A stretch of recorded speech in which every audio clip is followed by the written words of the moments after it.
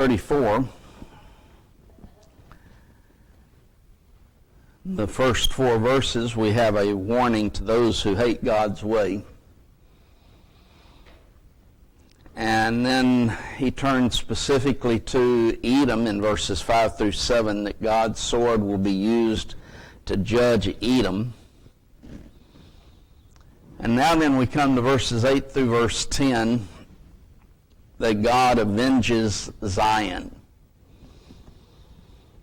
And we are going to start in verse 8 with where it says, "For it is the day of the Lord's vengeance, and the year of recompenses for the controversy of Zion." And that's why I use the God avenges Zion, because he uses that term specifically here. But it is a day of vengeance that's going to be coming. The reason being, God is going to recompense the people who have attacked, and really it's for the full payment of the sins of Edom. In the previous verses, we've discussed the attitude of Edom and how that they, from the very beginning, they would not allow the Israelites to pass through their land to go to the promised land. And they, throughout their history then, had a hatred for the Israelites. I think it's interesting. How many of you have the New King James? Well, most of you do. Look at the word recompenses in the New King James. What is it?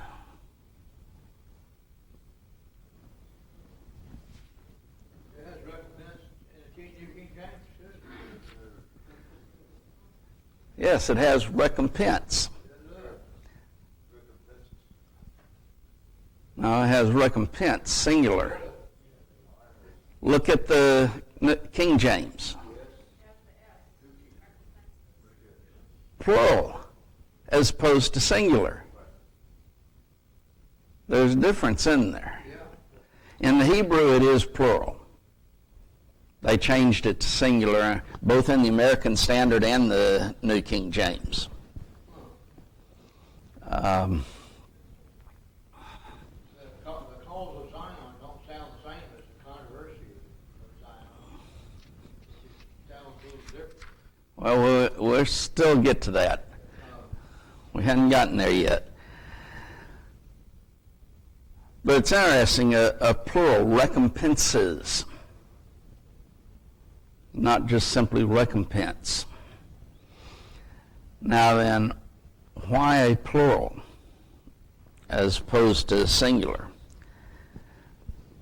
Well, possibly it is to heighten the force of the word, to strengthen it.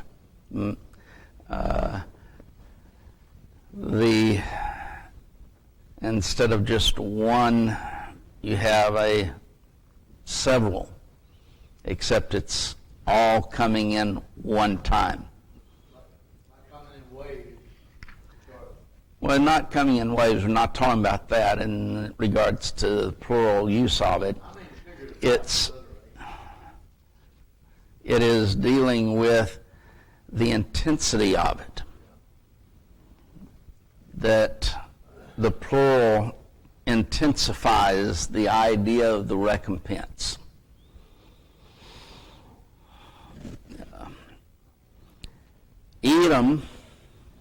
Idumea, had attempted to extend its borders, take Israel's land, especially when Babylon came and you had the eventual destruction of Jerusalem at 587 BC. But even before that, Babylon had devastated the land. And during that time, the Edomites tried to go into that land of promise and take the land for themselves. They also had encouraged Babylon's cruelty. If people were trying to escape, the Israelites were trying to escape, they prevented their escape and basically turned them over to the Babylonians. That kind of demonstrates the hatred that they had for the Israelites. There's a proverb that says a person that's bad calamity will pay for it or have bad results in his life. Several verses. Well, that's historically true. So, if you look at the 137th Psalm and verse 7 in particular, the psalmist says, "Remember, O Lord, the children of Edom in the day of Jerusalem, who said, raise it, even to the foundation thereof." And the idea of raise it, R-A-S-E, not R-A-I-S-E, raising would be to destroy it. Destroy it even to the foundations. In other words, they're out there and they see Babylon overtaking Jerusalem, and they're there saying, yes, totally destroy it. Don't leave anything, not even a stone.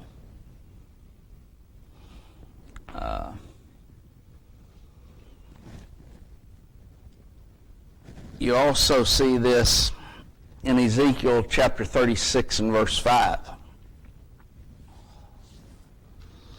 He says, "Therefore thus saith the Lord God, surely in the fire of my jealousy I have spoken against the residue of the heathen, and against all Idumea, which have appointed my land into their possession with the joy of all their heart, with despiteful minds, to cast it out for a prey."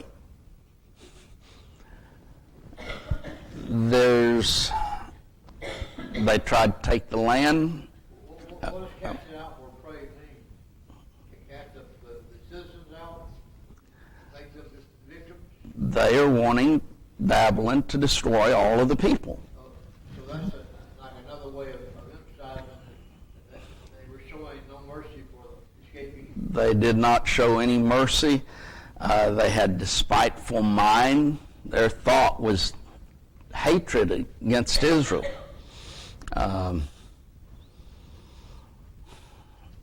They had joy in their heart over Israel or Jerusalem's destruction. What about the Good Samaritan? Well, quite different than the Good Samaritan. As generally, even when you're at war with another nation and you go in and you can see the total devastation of the land, there's some sympathy that starts working within you in there.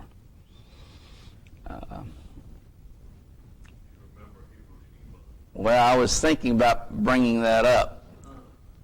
Hiroshima and Nagasaki, after the atomic bombs that were launched against it.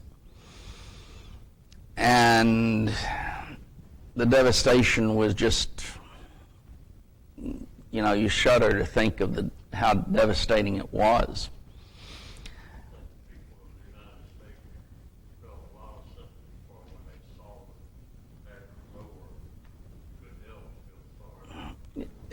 And that's the whole point. You feel sorry for them. Not saying it should not have been done, because it probably saved thousands and thousands of lives. probably in the millions.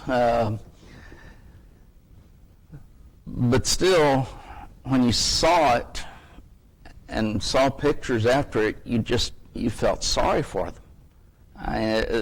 That's human nature generally. And you think now, going back to the Idumea or the Edomites, and here's a destruction that's coming upon Jerusalem, and they're there glad about it and cheering on, destroy it, yeah, take it down to the foundations. That shows you a little bit about the Edomites and why now God is going to bring judgment upon them. Psalm 137 about that. Well, we read verse 7 of Psalm 137 just a second ago. Yes. Look over at Lamentations 4 and verse 21 and 22. Because we're going to see the result of Edom's rejoicing at Jerusalem's destruction. And he says, "Rejoice and be glad, O daughter of Edom, that dwellest in the land of Uz. The cup also shall pass through unto thee. Thou shalt be drunken, and shalt make thyself naked. The punishment of thine iniquity is accomplished, O daughter of Zion. He will no more carry thee away into captivity. He will visit thine iniquity, O daughter of Edom. He will discover thy sins." So the same thing, Jeremiah here in Lamentations is saying, same thing that happened to Jerusalem is coming to you. You're going to be destroyed as well. Now, controversy in the King James is the word cause in the American Standard and New King James. The idea is that judgment is being carried out in defense of Yahweh's claim of Zion and for righteousness' sake. That he is going to recompense them for righteousness' sake and for God's claim. God's claim is that of Israel, Jerusalem. And they're over there cheering the destruction of it. And he's saying, because of that, I've got a controversy with you, in effect. And I'm going to destroy you because of the way in which you have acted toward Israel.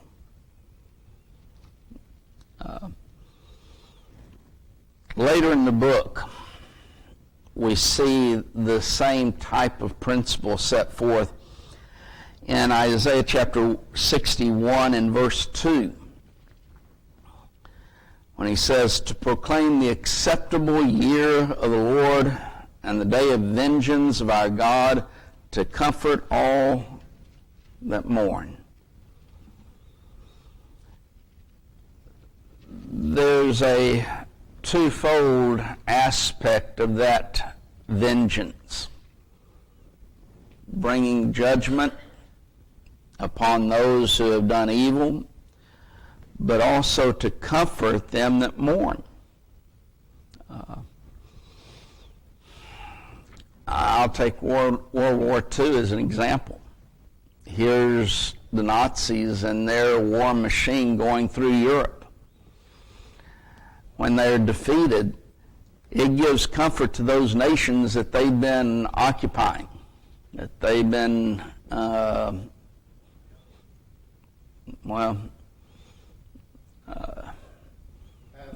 torturing over. Shall end the war without Okay? The whole war was awful, but when the Nazis were defeated, it gave comfort to those nations that they had been occupying, that they had taken over. And so it is a day of vengeance and a day of comfort. In the next chapter, or a couple of chapters over, in chapter 63 and verse 4, he says, "For the day of vengeance is in mine heart, and the year of my redeemed is come."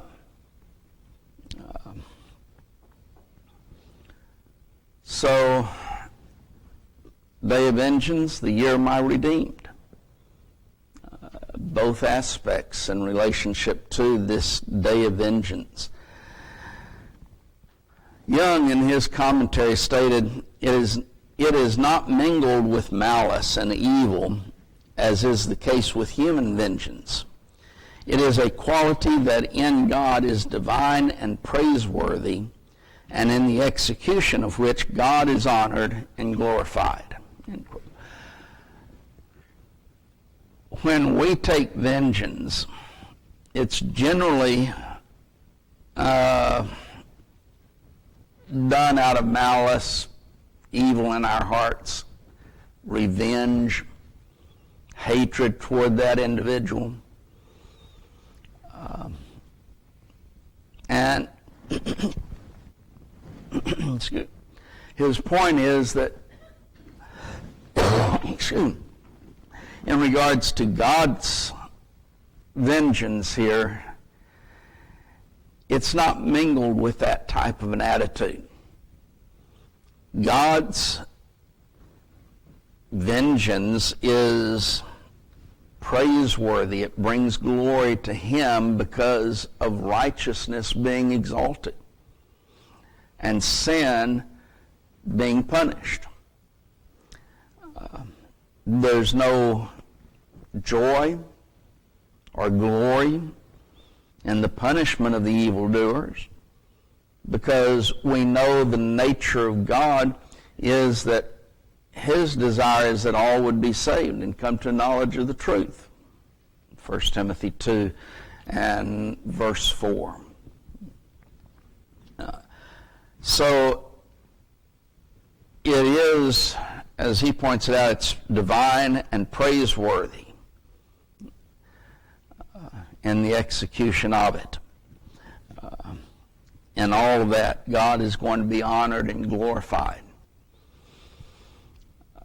Obviously, go back to God bringing the children of Israel out of Egypt. Was God glorified in that? Sure He was.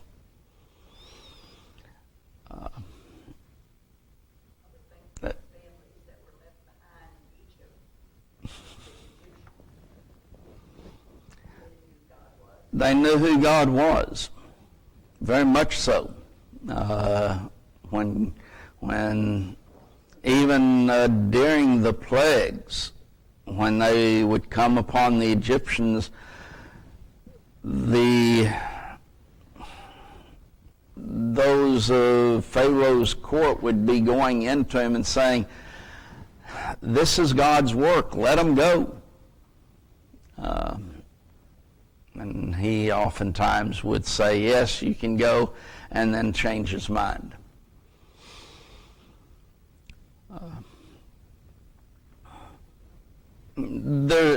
Just because, talking about Egypt for a second, if Pharaoh, when Moses initially went in and said, "God has said to let my people go, that they may go and worship me," if Pharaoh had said, "Okay, y'all can go," and he let them go, of course the plagues would not have come upon Egypt. But would God have been glorified? Sure He would have. And that Pharaoh was recognizing the God of heaven, the God of the Israelites, and he was acquiescing to his demand. He refused, of course, and the plagues came, and God was glorified. because Pharaoh let the children of Israel go. And remember Rahab, as she talked to the spies and told them, we know, basically, your God is going to give the land to you and the city.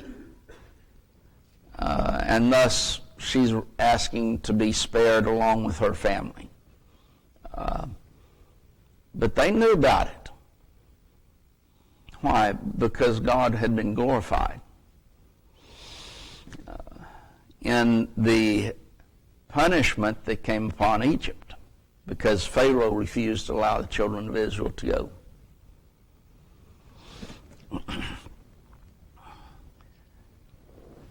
Word spread. In verse 9 then, he goes on to say, and the streams thereof shall be turned into pitch, and the dust thereof into brimstone, and the land thereof shall become burning pitch.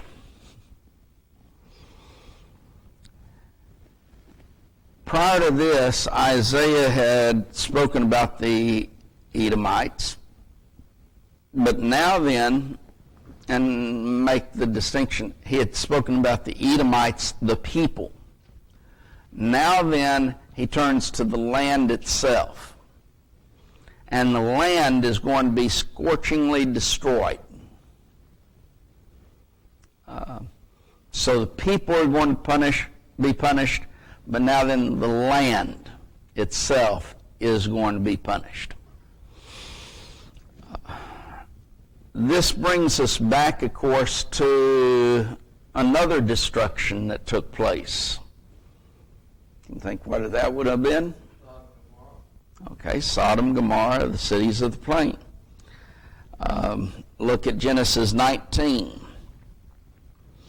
starting in verse 24 and going through verse 28. Then the Lord rained upon Sodom and upon Gomorrah brimstone and fire from the Lord out of heaven. And he overthrew those cities and all the plain and all the inhabitants of the city and that which grew upon the ground. But his wife looked back from behind him, and she became a pillar of salt. And Abraham got up early in the morning to the place where he stood before the Lord, and he looked toward Sodom and Gomorrah, and toward the land of the plain, and behold, and lo, the smoke of the country went up as the smoke of a furnace. That is very similar in what is being said in relationship to Edom now. Notice again in Jeremiah, in the 49th chapter, verses 17 and 18. He says, also Edom shall be a desolation. Every one that goeth by it shall be astonished, and shall hiss at all the plagues thereof. As in the overthrow of Sodom and Gomorrah and the neighbor cities thereof, saith the Lord, no man shall abide there, neither shall a son of man dwell in it. What does hiss mean? Like, wow, something like that? Like uttering an emotion out of your mouth in reaction to what cause an effect you see in front of you? Basically. It is? It's, and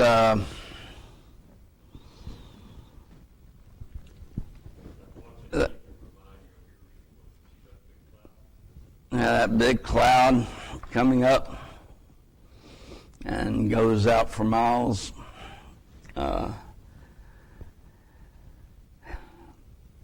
Pitch is the same as tar.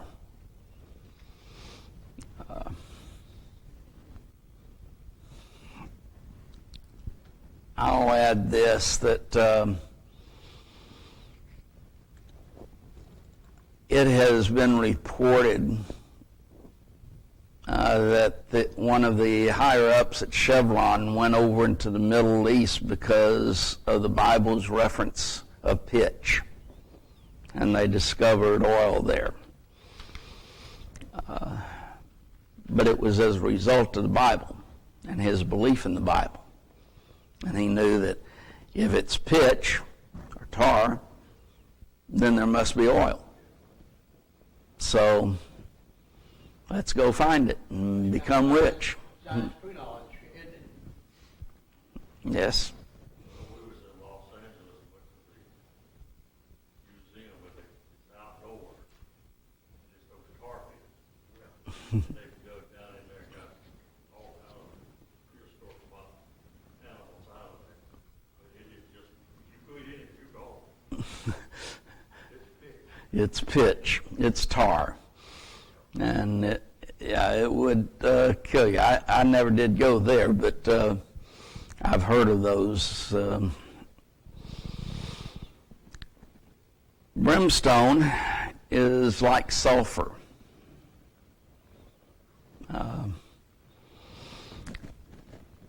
So it is not a pretty picture as far as what's taking place there.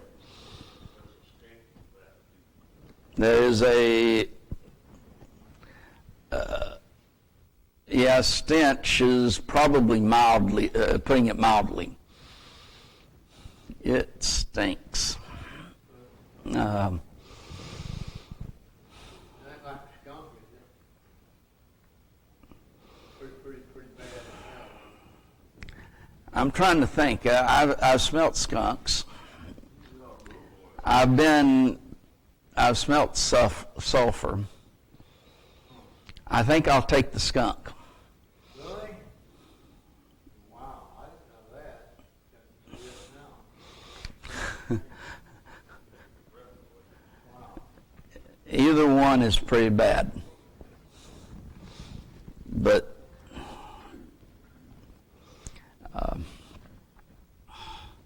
Pulpit Commentary makes this point on this.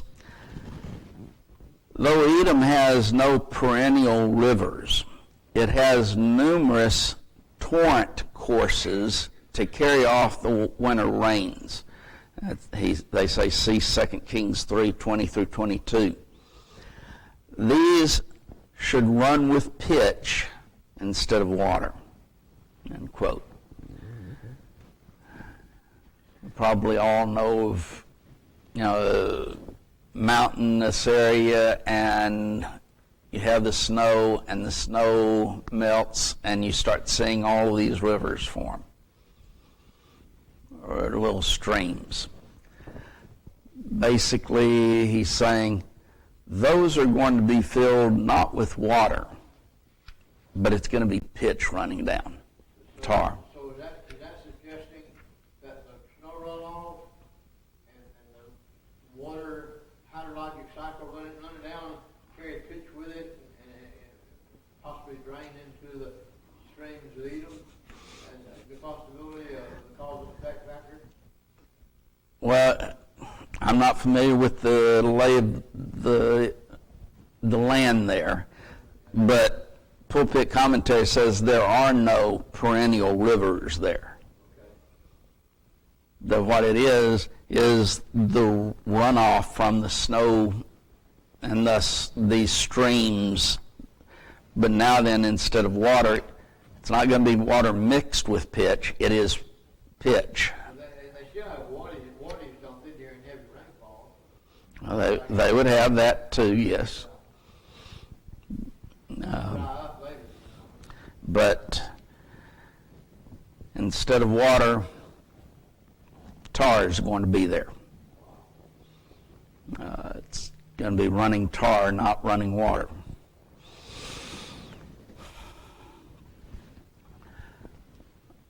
Marcus Sexton, in a lectureship book on Isaiah, said that the two elements would fill the land with sulfurous fumes.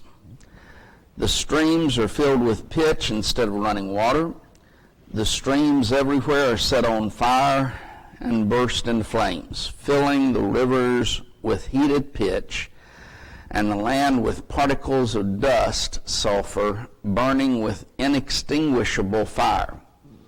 From the extended region, dense columns of smoke could be seen reaching into the heavens. What do they think caused it? The sunlight interacting? God caused it. God caused it. Yes. But he might have caused it through sunlight. We don't really know, do we? God caused it. Okay. Ain't got to worry about all the advantage of others. God caused it.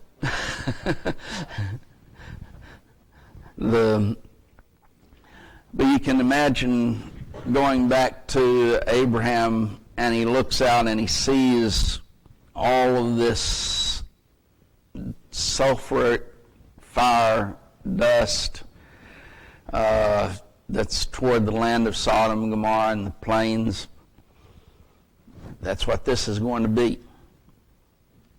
It is truly a picture of total ruin, total waste. Nothing survives it. So you have God's punishment upon the Edomites themselves, but the land also is going to be totally devastated and good for absolutely nothing. So it is a picture of total ruin and waste of the land itself. In verse 10 then, it shall not be quenched day nor night, the smoke thereof shall go up forever. From generation to generation it shall lie waste. None shall pass through it forever and ever. These fires, very simply, would not be quenched. And the land is going to lie waste for generation and generation. In Malachi's day, now Malachi's day was about 300 years later, there was some speech of rebuilding Edom. And if you turn over to Malachi chapter 1 and verse 4. Again, this is about 300 years later. It says, whereas Edom saith, we are impoverished, but we will return and build the desolate places. Thus saith the Lord of hosts, they shall build, but I will throw down. And they shall call them the border of wickedness, and the people against whom the Lord hath indignation forever. So 300 years later, some of the Edomites are saying, we'll go and rebuild the cities. God says, go ahead and try it. You build it, I'll destroy it.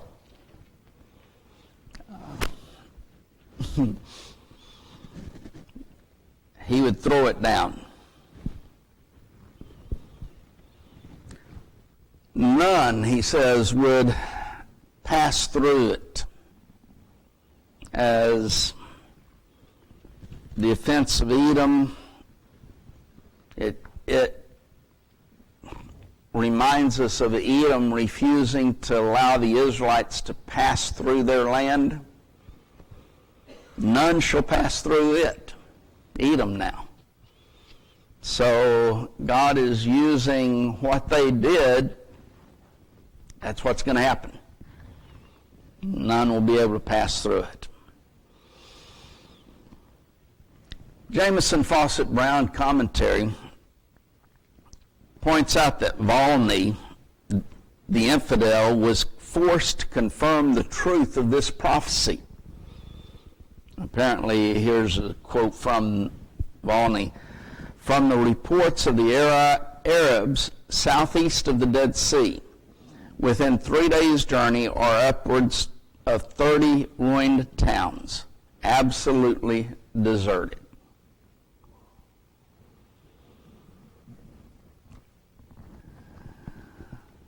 So it,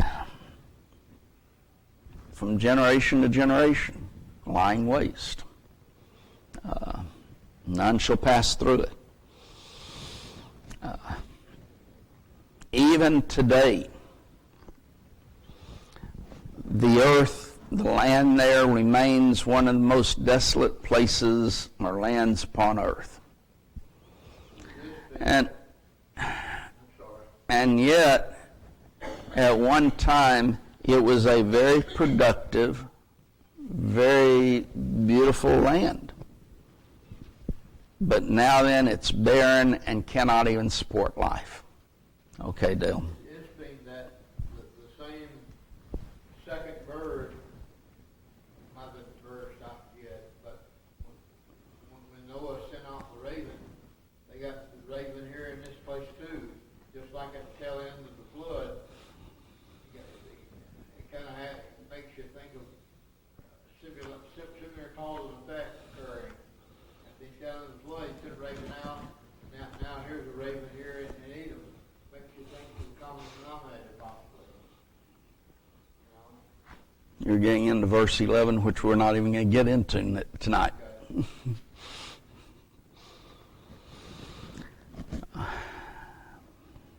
Young, though, points out that the last clause, none shall pass through it forever and ever, that the last clause, like the others, must be taken in a figurative sense. Attempts to show that there are deserted towns in Edom or that the travelers there are few in number have nothing to do with the meaning of the prophecy. What Isaiah is picturing under the usage of figurative language is a full destruction of the ancient enemy of God's people, a destruction that will endure forever so that Edom will no longer be a country able to oppress and harass the Israelites. A lot of these times in which you see a prophecy against a nation and it talks about it being forever and ever and so forth, the usage of the term forever is different than what we generally understand it. We understand it as from now on. That's not always the usage of it. It is for the particular time that God had planned for it. And so, while it might be possible today that you could go into these cities and rebuild them, yet God had accomplished his purpose in the destruction of the Edomites. Homer Haley says about this that truly here is a description not only of physical desolation, but also the waste, desert, and deadness of the soul without God. And then he goes on to write, there is no life or true achievement apart from God. And then later he writes, Edom, though, had thought to build without God, but failed. This has always been, and ever will be, the lot of the godless. I know that while these verses are not speaking specifically in that line, yet there is certainly an application to it. Anytime you try to build anything without God, you're bound to fail. You are bound to be destroyed.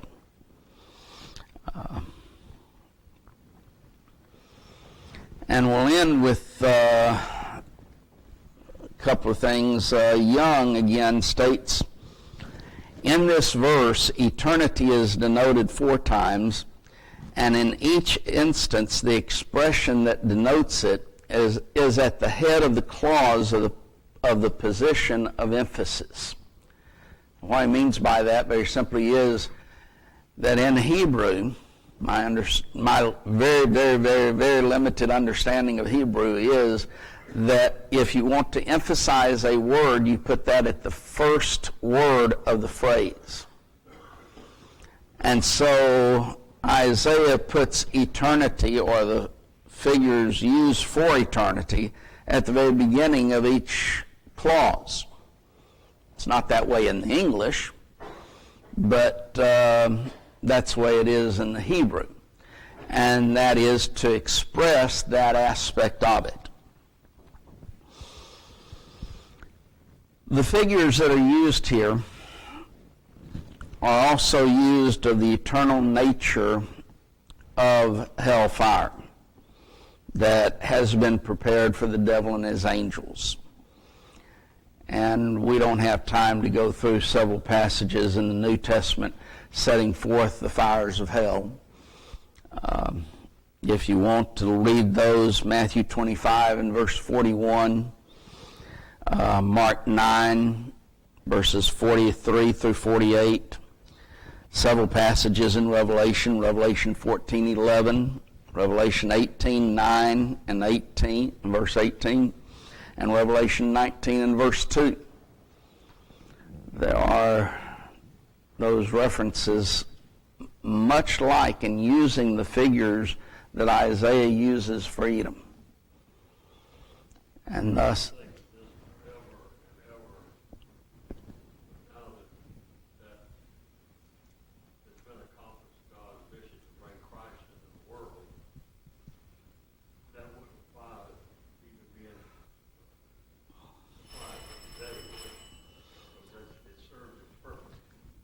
that's what I would say, that it served its purpose. God had destroyed the Edomites. He had punished them, and today they don't exist. And so the purpose was served, and not necessarily continuing on to today.